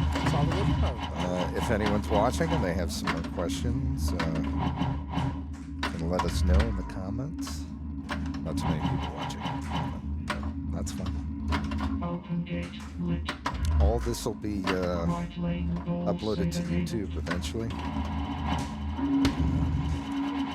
We'll make sure it's linked to Geiger. Yeah. and The we'll- Pinside page, we'll put it on there, and hopefully it'll get some views and some interest. I think what you mentioned about taking this and changing the sounds and using it on Harlem, that's a really good idea if somebody wants to do that. Yeah, just to finish that thought too. So yeah, like I said, all these code bases for all of these different games are available on the Retro Pinball Upgrade GitHub page. And most people, like myself, I can't speak for everybody, but what I've done is in the README file on the GitHub page, you'll find a link to download my sound package. So you'll get all my sounds in a zip file, so you'll get all that. You can download all of that for free. Is there a way to see how all that's structured? Like where the sounds are installed? I guess I don't. You gotta learn. It's how to, hard yeah, for you me gotta to- learn. yeah. You gotta learn how it's done. But you know, if you have interest, it's not Greek. Right. It's not like program language or punch cards or something. It's fairly readable if you have any inclination into programming at all. Just takes a little effort. Just takes some effort and a friend who's better than yourself. And right. And the hardest thing is I feel coming up with a rule set that's cohesive, I spent that fits this playfield. I mean, when you say I'm going to make custom code, well, you look at the playfield, there's a million ways you can design that. There's usually a whole team of people behind that. okay. So I'm gonna step up. I think I'm gonna play with these guys. I'm going to so fix the We're gonna also move the thing a little bit. You can sit in for a bit? Yeah, sure. Welcome Space Rider. Some of that coding Space stuff, Rider. Welcome Space which a layman like me just doesn't understand. So are you a like a programmer by background? Yeah, that's my day job. I work. The code I write normally day to day is for like avionics and landing systems for airplanes. So this was like a somewhat less simple than that, or some less complicated than that. I'm sure. So yeah, but it was like I was talking to Jim at one of the tournaments one night, and I think they had it was an 8-ball deluxe that had custom code on it. I Oh, think right. from the same kit, and I think it was him and Kevin. And I was like, why? How did you get custom code on there? Did you just like retool the whole thing? Like, no, it's this little Arduino board. I'm like, oh, I could probably do that. So I just mentioned that offhand, like at one point that Jim came to me one day and said I need some help. Like he was trying to do multiple modes running at the same time. That was kind of the big like change from the default package. There's some bugs and stuff you can figure out. Or? Yeah, it was more like he actually got really, really far on his own. Like I sat down and he's like, I don't know how to code, and I was like, doesn't look like it. I don't know how to code. But he got really far, and there was just a few things that that the default code didn't do, and you could change a little bit here and there, but to actually fundamentally make it so the game could do a bunch of different things at once. Yeah, it took a little bit of doing, but and kind of from that we started brainstorming like, hey, what else can we do? If we have access to everything, we can access the operator menu, we can access the music, we can access the callouts. Well, that's something Jim did not discuss. So when you go into the operator menu on these old games, if anyone's ever done it before, it's just a series of numbers, and it's a little overly complicated. Yep. But Jim added custom AI speech. Yes. So Yeah. So there's a board in there called a wave trigger board, and so a lot of old machines, they're super limited in how much audio that they can play. Even the System 11s, they had kind of a clever way of doing it where they had a limited number of sounds, and the actual code would like trigger those sounds in a certain order to make music. They didn't actually have like a an MP3 or a WAV file in there. It was actually programmatically basically playing a synthesizer like through MIDI? through the chip. Yeah, kind of like MIDI.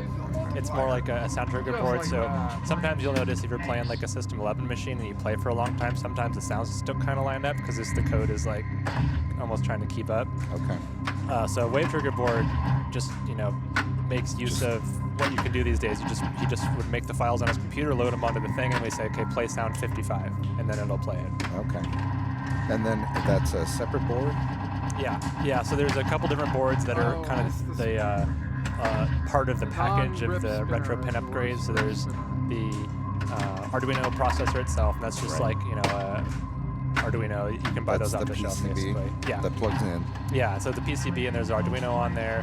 So the way it slots in, it actually slots into where the existing EEPROM is, the actual memory of the code that there is right now, and that's why it lets you switch back and forth between the code. So that was pretty clever the way they did that. If you just want to get back to it, you just be like, nope, actually run the original processor. And then there's an additional board for the sounds? Yeah, there's a wave trigger board, and that lets you pretty much cue up the sound on that, and it'll output it to the speaker. And then Jim's got like a nice speaker underneath there, which is what lets it kind of carry a lot better.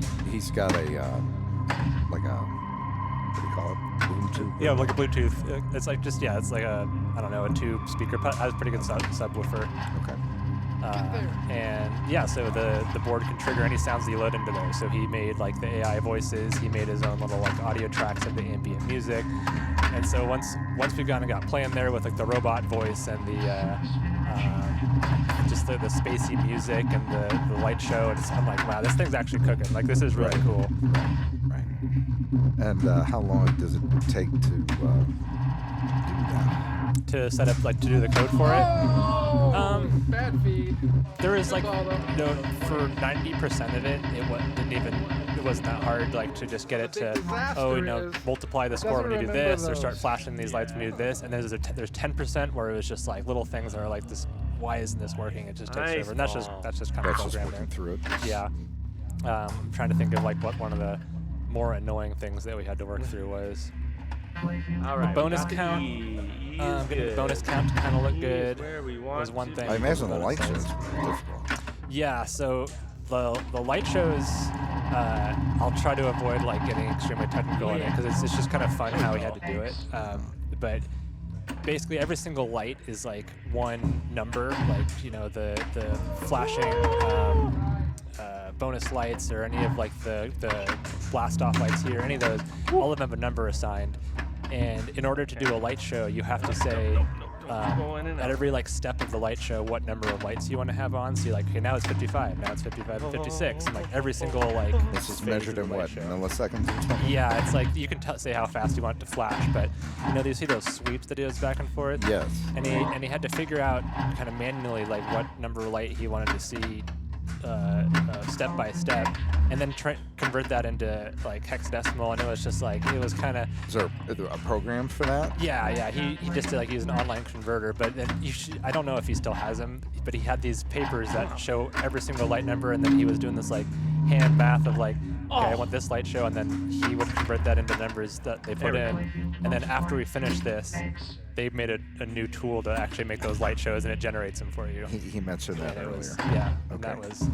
If that for me, I would think of drawing it out on paper first. Yeah, I think he probably still has the notes where he has every single light number on the piece of paper, and he did a lot of that, and he would be like, I got a new light show, like play it when this thing happens. Then I would just go and code it out. But yeah, it was fun for me. Like I wanted to really get into making customs, and this was kind of a good gateway into it to figure out kind of how they worked on the software side. So, were you into pinball for a while before you get into this project? A or little this bit. is all new to you? Yeah. I mean, I didn't really start playing seriously until the end of like 2024, like beginning of last year. So I haven't been playing that long. Okay. It was a good gateway for you. Yeah. Then I get into the shop here, and I'm like, oh my gosh, this place is awesome. Oh, Jim's place is unique for sure. Yeah. Because not only does Jim do his own custom games and stuff here, but he does work for the local arcade. Yes. And does tons of work for them, manages that. So he's all about pinball. Yeah. When I'd come here, he'd always have a playfield swap going on where something's completely torn apart. Right. Fixing something. Yeah, he's always doing something. For Yeah. Sure. Do you own any games at home? Or are you I just have getting into that? I have a high speed. Oh, okay. I originally had an F14 Tomcat. That was the first game I ever bought. And then Is that yours at Press Start? that's mine at Press Start. Oh, Yeah. Okay. Yeah. So I traded Jim for his high speed, and then they've got the Tomcat, and people are cursing its name every day. That's a tough game. That's fast. Okay. And so, what's like your favorite era? I'm sure you enjoy these Getting there. solid state games. Yeah. When I started playing, I didn't play a lot since the 90s. Like I was a kid. My dad would take me to arcades back when like arcades were kind of everywhere. Right. And growing up in Southern California, there was a place called Pinball Plus, and he would take me there. And they had, I just starkly remembered like, Addams Family, Star Trek Next Generation was a big one that I loved. And I think Twilight Zone, they kind of, that's three really popular. I had to do that back again. Then, yeah. So when I got back into It it, was I so go to good. Press Start, and they have Twilight Zone. They've got Addams Family. And it was Right. like, oh my gosh. All the like, memories come rushing back. yeah. Has this inspired you to do one of these projects on your own? I'd like to. Yeah, actually, after I traded the F14, I kind of got an idea of what I wanted to do for F14 because the rules are a little simple on that one. I'm surprised that he said you could do System 11 with this. Are there other examples of the System 11 being done yet? I don't think anybody's done a System 11 yet. I think I know he did Stellar Wars, right? Dick Hamill just did Firepower, but that's not a System 11. No, it's like 6, I think. But he says that what the newer version of the board can handle a System 11. I was a little intimidated to do it with System 11 because I was playing F14, and you've got the three VUCs that the balls can go into, and the logic of how the balls get locked into those, especially when you're playing with multiple people, because there's like player one's got two balls, then player two launches Constantly one, moving it and launches one, it staging them launches over. another one, and I was looking at that being like, I don't want to recode that, Right. So some games are probably an easier project than others. Yeah, I'm less intimidated by it now that we've done two of these from start to finish now, and I'm a little less intimidated. Like I'd like to maybe buy it for high speed and do kind of the same thing, adding in some modes, adding in a stall ball, Okay. that kind of thing. Okay. One of these days. I'm sure you're busy Yeah, with your regular work. yeah, And that's all of us do here. We're not. We all have regular jobs. yeah. Jim's the only one who gets to like do this for work and for Right. hobby too.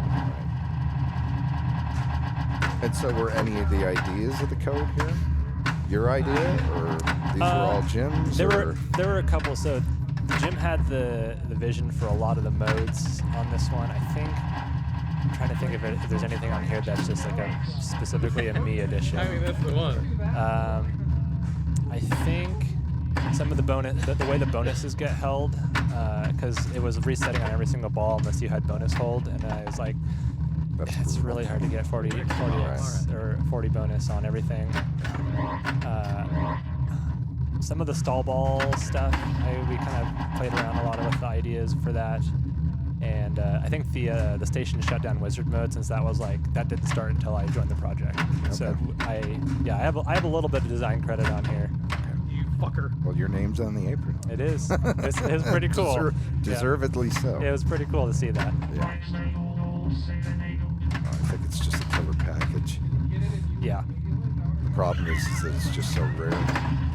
Yeah, and I if mean, somebody wanted to do this themselves, and that's what I was saying to him, maybe the proper future path for this code is for someone to take it and just change the sounds Yes. for Harlem Globetrotters. and that's really, if you're even like a little bit knowledgeable of kind of how these RPUs work, you could put this on a Harlem Globetrotters and it would work. It wouldn't play the sounds. You'd have to upload your own sound files. If anyone's listening, the perfect idea, download those Scooby-Doo episodes with Yes. Harlem Globetrotters. All those dudes' voices are on there. Yes, That's a good absolutely. starting point. The Swish or whatever. Yeah, that could be pretty cool. Me? No. I got too many other ideas. Ideas that never get done. Yeah. That's my problem. Everyone's problem. Yeah, we got a lot. That's of, why like, it's so unfinished rare ideas. to see like someone dedicated to make something like this, have the idea, and have it fully come to fruition. Yeah, I found because when he started this, I didn't realize like how much had been done to this already. And then I found he showed me the pin side thread where he kind of like did the whole playfield swap and done the side of the box and all that stuff. And like even to just do a retheme. Like, this isn't even like a fully custom machine, but Yeah, this is everything. yeah. And it sucks because like this is now that I was part of this is probably one of my favorite solid state games out there, and I can only play it here sometimes, you know. But it's like it's addicting because it's so hard. It'd be a nice game to take to shows too. I mean, it'd be a showstopper. You'd probably win some shows with this for sure. I think so. It's like it's a really good looking doubt. game. Yeah.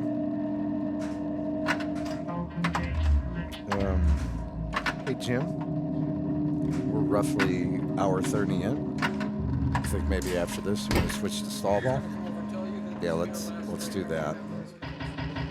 All right. And I want to play stall ball too. Yeah. So we may maybe we'll narrate the first one so people know what we're talking about, and then right, that's true. That's true. Yeah. So Jim's gonna go through and oh no, they're still playing. Yeah. Yeah, we'll Oh, finish okay, all that's of fine. them. That's fine. Oh, because Jim's got 2 million, so he's like, nah, I'm not turning. the game off. Jim's going for the high score. Let's see how he does. Jim wants to try and keep up Yeah. with Brandon. So those side stand-up targets are blinking because he's already done them twice, or does that mean extra balls? I think it's because it's still a skill shot. Go on with it. Oh, okay.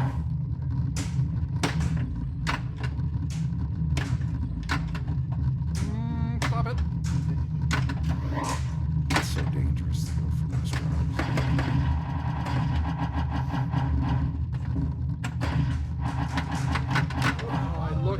I looked up to see what was lit. That was close. Never look up. Oh, and that's the only one I need. Oy. Is it? Oh, I he's don't got want a it. blast Oh, he off. needed to blast I off. Oh man, just if he need does an move A. twice today. Wow. Okay. He has to do Give pretty me much an the hardest A. one, right? So he's got to hit the lit center spinner. Yeah, And- that's arguably the hardest one. I think Playfield X is probably the hardest one. I don't know. I don't like shooting up the middle on games. Yeah. If you miss that shot, it's That was nice. That it's was pretty nice. nasty. I like that. Nope, wrong Yep, one. Wrong see one. that. And then Oh, you it's can nice. subtract Back to from it, too. scratch. It's tough. Yeah. What's nice about this versus like a Globetrotters, Well, I've watched a lot of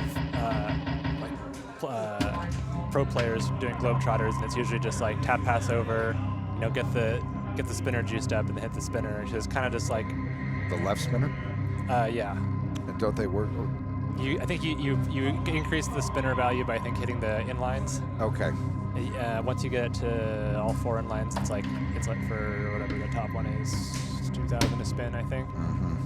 And it's kind of just that the whole time. There's not much Right. else you do. And then so it's really, can you tap pass over and hit the inlines? But now with the code here, everything is valuable, but also everything is deadly. Yeah, I'd be very curious to see how a hardcore tournament player would tackle Yeah. this game. Obviously, they'd probably go for the playfield multiplier, but that's more of a lucky bounce from the top. Yeah, which is And if you- there's a one-way gate there on Harlem, so Yes. you can't even do that. Right, right. I thought that was a great addition to that. It makes a whole game within a game. If Yeah, they're up just top. simply removing a 2-cent piece of metal. Yeah, changes the whole game. Right.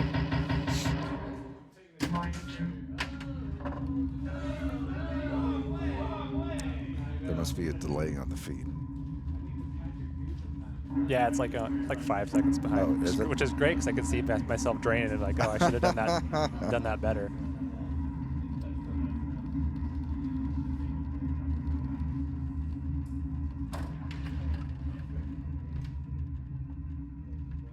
Playfield multiplier held.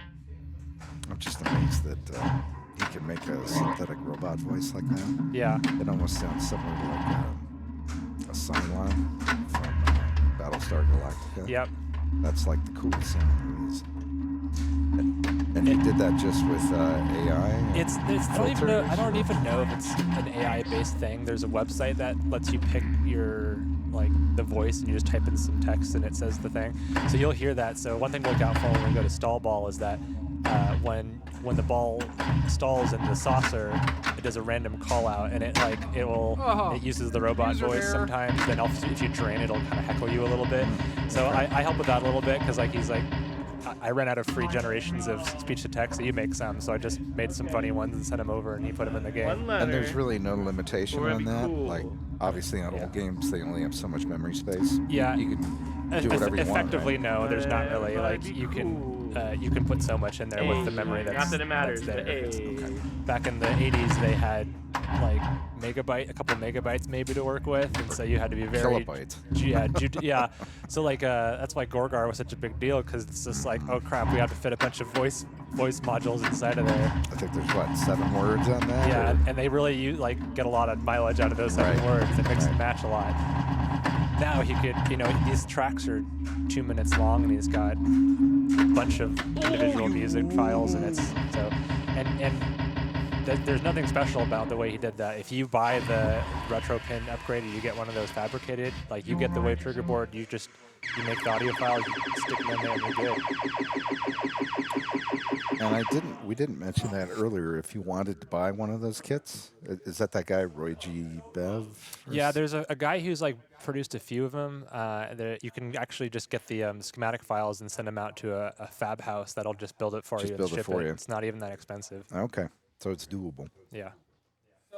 So we're gonna do some stall ball. Yes. Okay, so I'm going to go ahead and set this up for playing stall ball. And one of the really cool things that Trevor and I has figured out was we were able to figure out how to get into the menu to the degree that we can actually add settings. This may be a little loud with the door open, so bear with me. Lamp test. Display test. Solenoid test. Switch test. Sound test. So cool. Award score 1. So it's pretty interesting. We can maybe go through these a little Award score slower. 2. So these are all your Award score 3. standard settings, High score. Number of credits. just like on any Bally game Total scenario. plays. Total replay. High score. Shoot 2 coins. Shoot 1 coin. Shoot 3 coins. Reboot with credit. Shoot 1 coin. Shoot. Free play. So it has a free play setting, so you can still set these up to take coins. I had an 8-ball in the arcade here that I do the maintenance for their game. So we had an 8-ball and press start, and it took coins, played perfectly on coins. No issues there. Ball save. You can see that really long ball save. We're just going to change that while we're in here, because you don't use that at all in stall ball.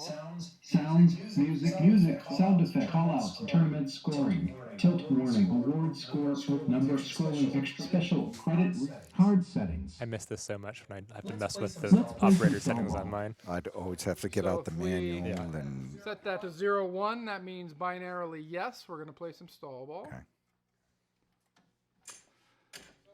So as I said, before we get going and it gets loud, I'll explain stall ball a little bit here. So your goal when you play stall ball is to just hit the saucer, any saucer, the center one or the right saucer. That is your only goal for the whole game. There is no players. There is no ball count. It just continually kicks out a ball until you don't want to play anymore. For our local league, we play team stall ball. So there is one interesting rule that I've created here that is more unique to our league, and that is you can win an extra ball. And in team stall ball, how we use it is if you achieve an extra ball, you get to bring one of your team players back in when they are out. So you may hear that. I believe it's the 4th drop target. If you drop down the 4th drop target, you will get an extra ball. The 2nd target will still open the gate to give you a save in that out lane. But it has a different light package, it has a different music package, and it has some unique call-outs for whether you've stalled or whether you have lost. So we'll go ahead and get this started, and you just press the start button one time. Welcome, Space Rider. And what you'll see in the score is 200.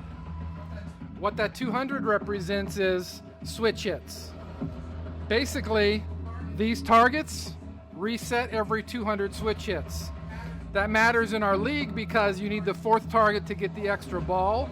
So if you don't achieve that or they get reset, you have to start over, and that is the most dangerous shot in the game. So every 200 switch hits, those targets reset.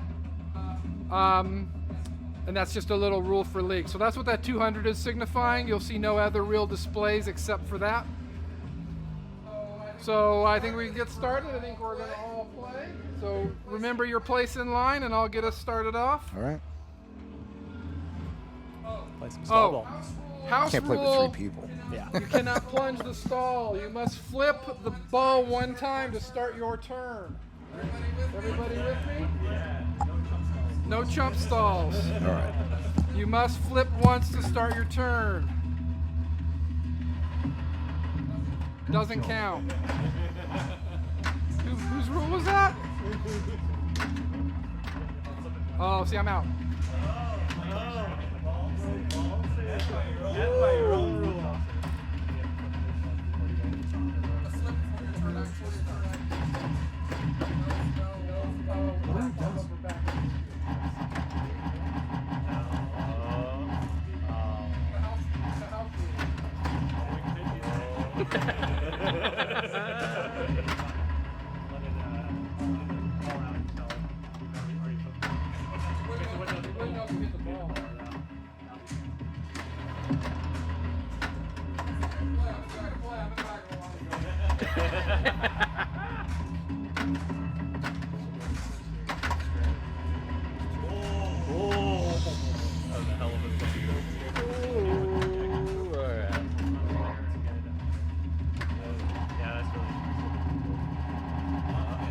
Come on, don't do it to me. Come on.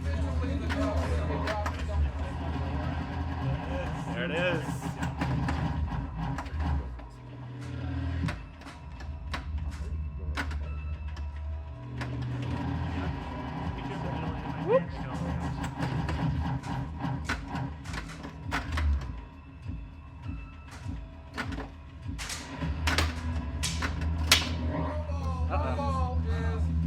Does that count as a stall? All right, thanks everybody. That has never happened before, ever. How did you do that? I think the target was the 200 switch hit, and then it reset while they were in there. And hit Oh, the at second. 197, you're right.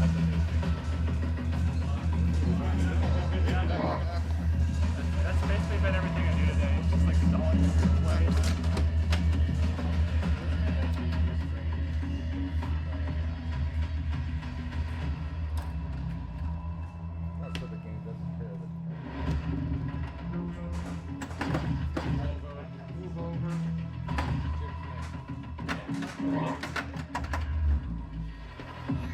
This is a great party game. This is a great game for people who don't even know how to play pinball. A great game. The more people that play this, the funner it is.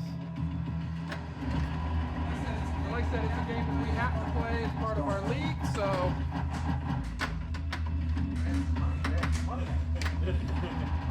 Lots of times that you get all the dollar bills that are stuffed in the coin box when you do it. I'm going to lose every time.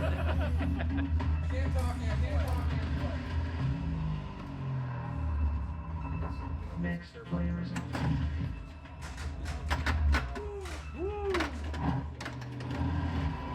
team thing is cool with this, for sure. Come on. If it's close, you might want to get it so that it's Get Jim back in. So if let's say only the 4 top targets left, and you can get Next players. Well done.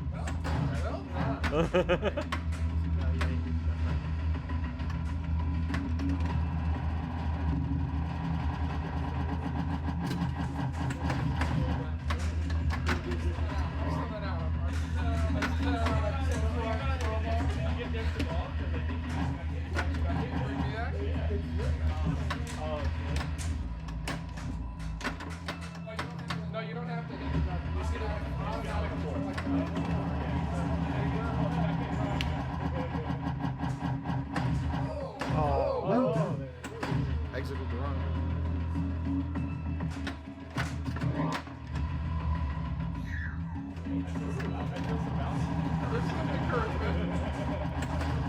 encouragement happening. Oh. That'd be a good one to have. Stall.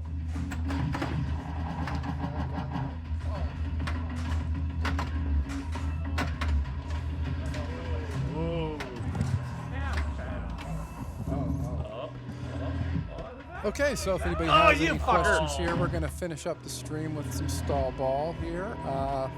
It's a fun little game that we love to play in our local venues, and hopefully you guys do too.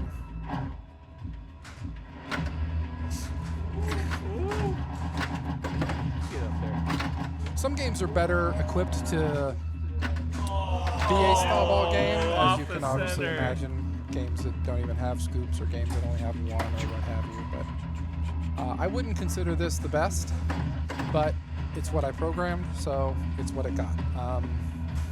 Like I said, I have some other projects that I'm working on that are going to be actually a little better for stall ball. Oh God! I'm incorporating this code base as kind of my About where it goes? my basic game, what I would call, the Reno Pinball framework. So any game that I program, I can't imagine not including this stall ball, unless there just is no stalls on the game, I suppose.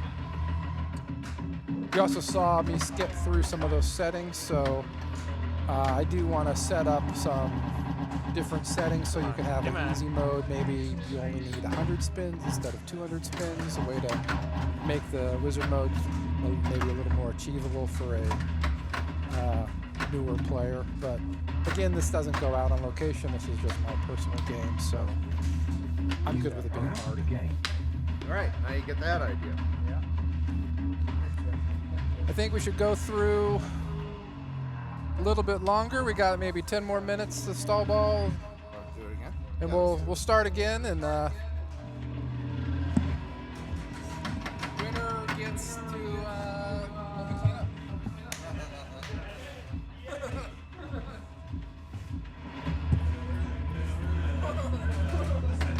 Centering it all. Oh, is it okay? You had a big move. UI is okay? It's a little long. Some more exciting.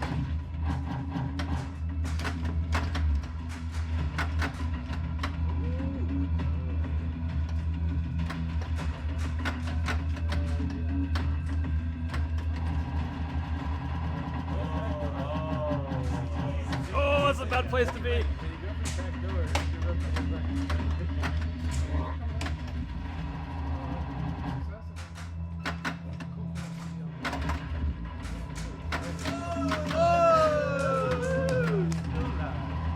Never give up. Oh.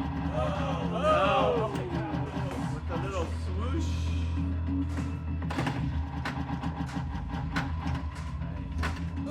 Oh! We hardly knew you, Dan. Stall.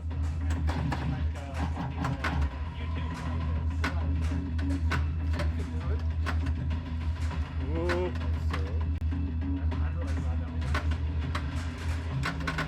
All right, queued up.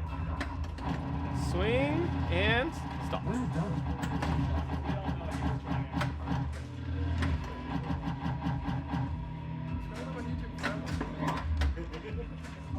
Always point at this.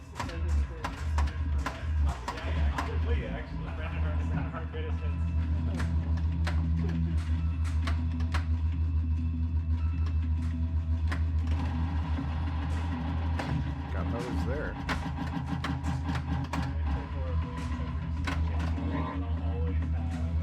Always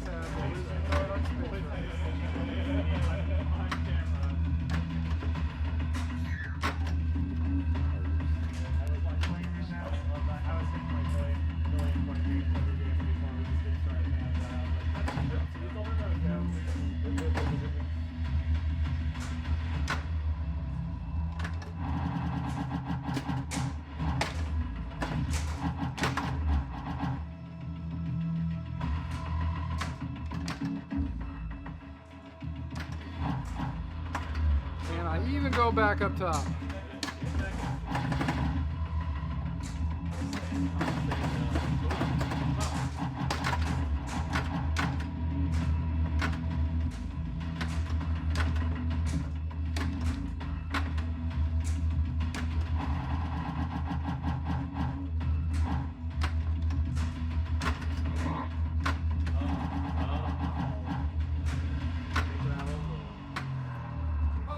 Finally got control.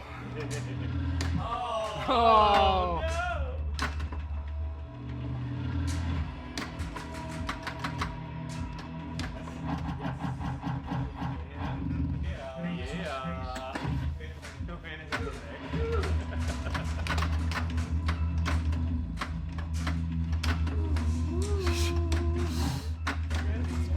Yeah. One could say. Okay. Okay. And there it is. Oh, why did I do that? Why did I do that?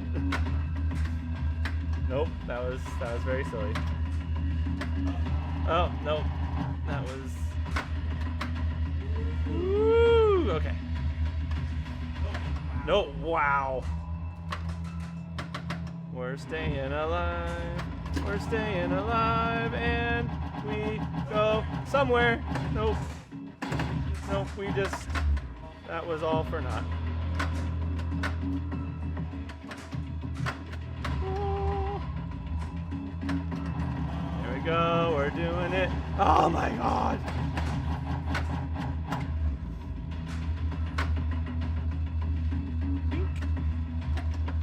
Nope.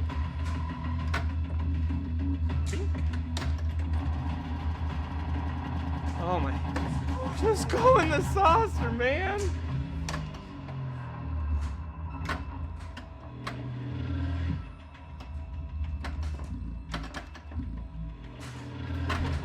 Oh, that was cheap.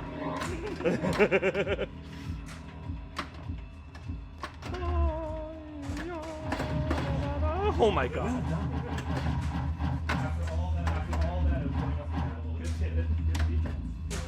Oh, right down the middle. All right.